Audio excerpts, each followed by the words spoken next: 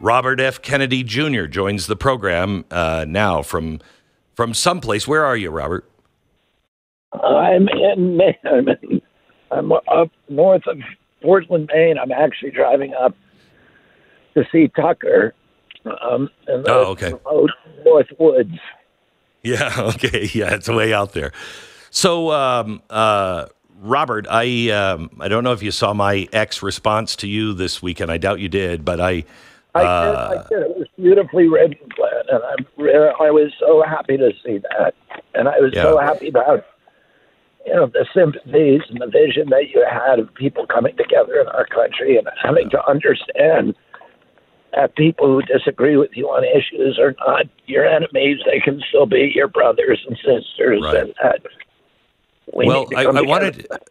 I wanted to ask you, because as I said in that, you don't risk your life for things you don't believe in. And you've had Secret Service pulled from you now by this administration, which I think is reprehensible. How uncomfortable are you with that decision? I'm okay. Listen, I'm going to do what I'm going to do. My life is in God's hands. I'm okay with, I'm going to do what I'm going to do, whether I have that or not. I think it's the fact that they would not give me Secret Service protection for so long. Yeah. It's troubling for our country because it's part of the weaponization of the agencies, the politicization of the agencies. When my father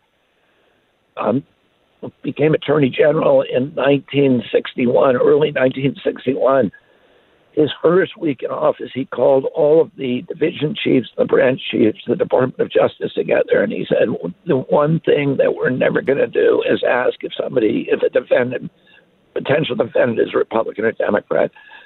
The country needs to know that justice is blind, that our institutions are not partisan, and that's what makes America really great, is that government is, these institutions are supposed to be purged of political sympathies.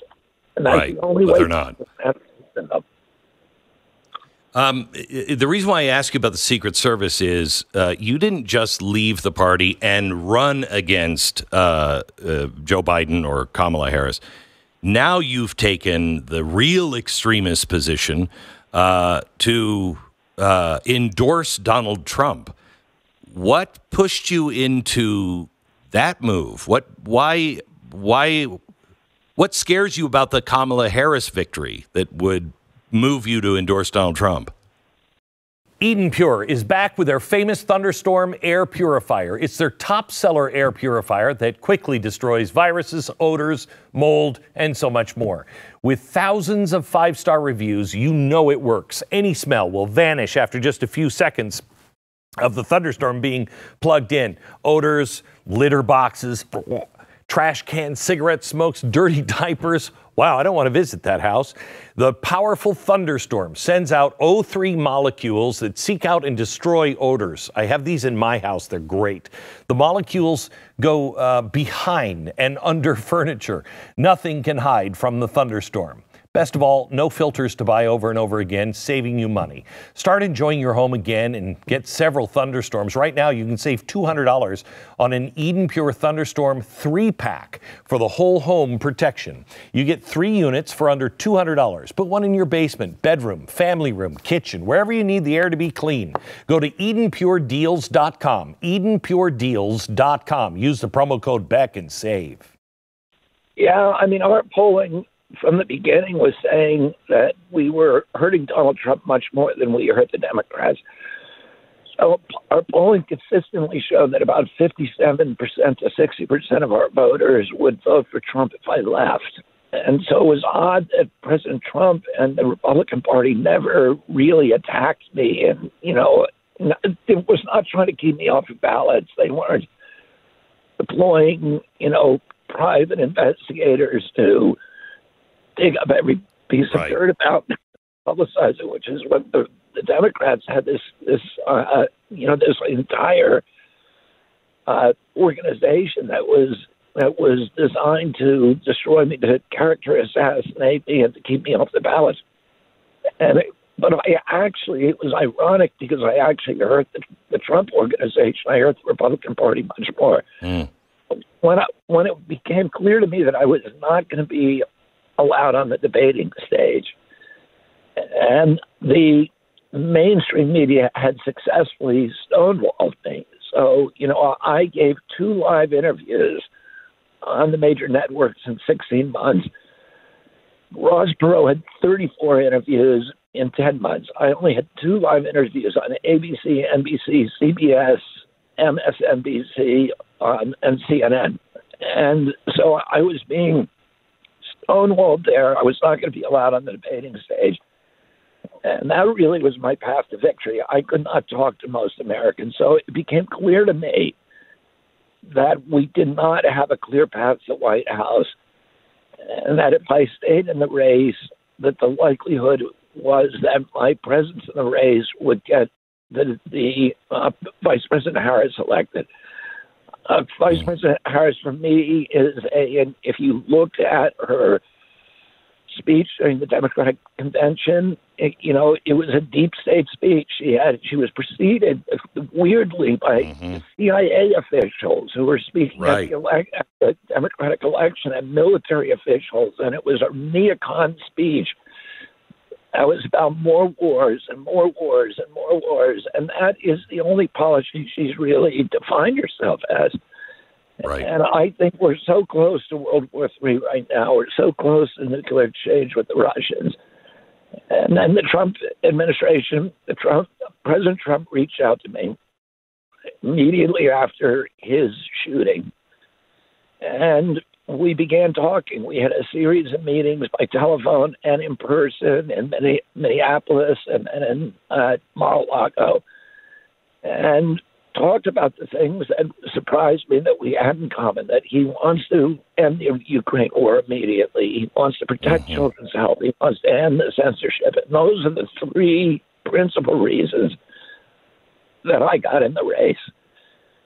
And he asked me, not only to join this election, but to help him in his administration to make sure they're able to accomplish some of those goals. And to do a unity party where we would be able to criticize each other on the issues on which we disagree, but continue to work for a greater good on the issues that really unite Americans and that are good for our country.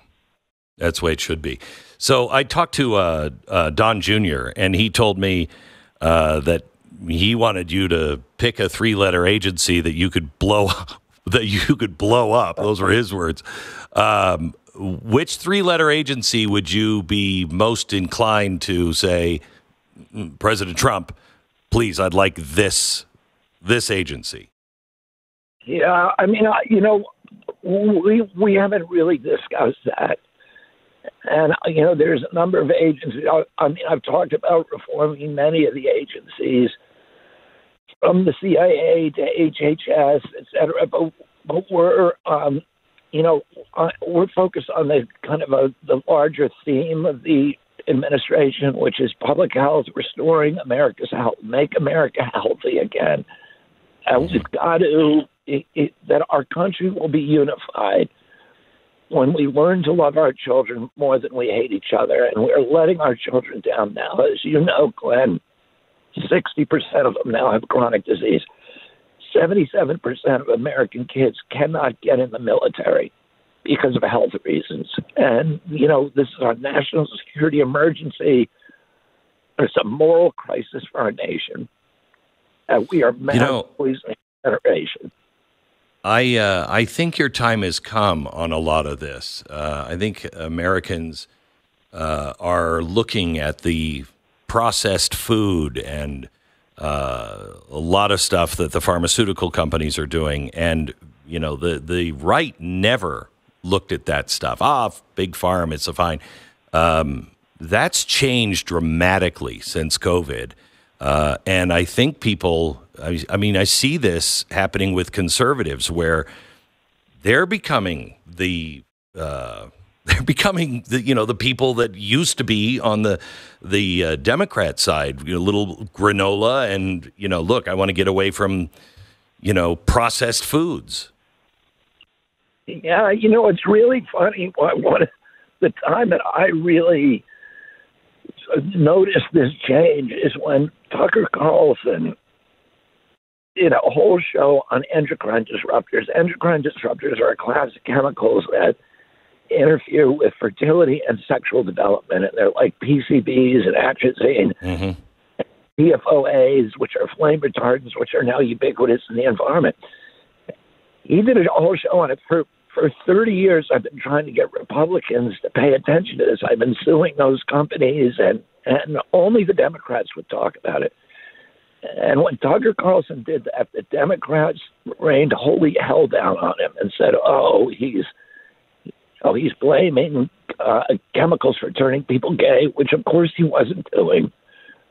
But they completely ignored the issue, and they turned it into a tribal issue. And so now the Democrats are on the other side of that. They're applauding the chemicals in our food. They're applauding the dominance of pharmaceutical and big food processing companies of the agencies that are supposed to regulate them. Right. And it's been such a turnaround that, the Republicans are now the party of the clean environment. They're the anti-toxic toxin party. And they're the party that is protecting children's health rather than corporate profit-taking and the mercantile interests of these companies that are poisoning the entire nation. I'm wondering if you moving over to endorse Donald Trump is going to make regular Democrats, not the crazy Democrats and the ones, many of them in the administration, but the average Democrat that loves their country and wants to get along, et cetera, et cetera. I wonder if this is going to be the beginning of a movement and a recognizing of how corrupt and how anti-democratic they are. I mean, what they're doing to Jill Stein and Cornel West, it has nothing to do with the word democracy. The people claiming to save democracy are doing everything they can to be, almost Putin in the election. Yeah, I mean, the Democratic Party, demos in Greek means people. And so it means the party that trusts the people. And the Democratic Party no longer trust the American people. And that's why their big worry is about misinformation and disinformation. Well, that's not the government's job. The government's job is to trust the people and give them all the information they need, but not start censoring information. And the idea that they now have to censor information is an indicator that they do not trust the people. And they don't trust their own candidate. They're not letting her talk. Everything is about this ironclad control. They didn't trust the people to vote for their candidates, so they had to get me off the ballot using the judicial system, and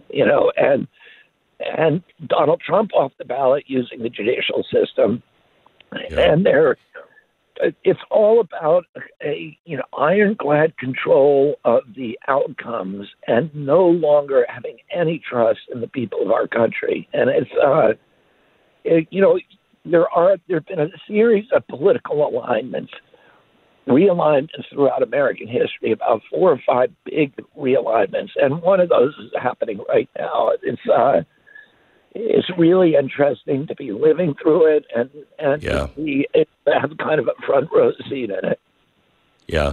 I know this would only be your opinion. It's a little unfair for me to ask, but I've often thought that your uncle would not be welcome in this party today, that his views would be, I think, right-wing extremist to this party today.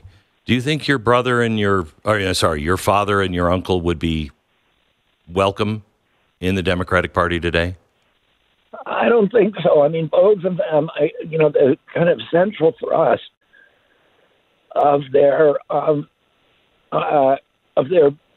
policy interests was keeping the country out of war. My uncle was asked by one of his best friends, Ben Bradley, who ran the Washington Post, "What do you want on your gravestone?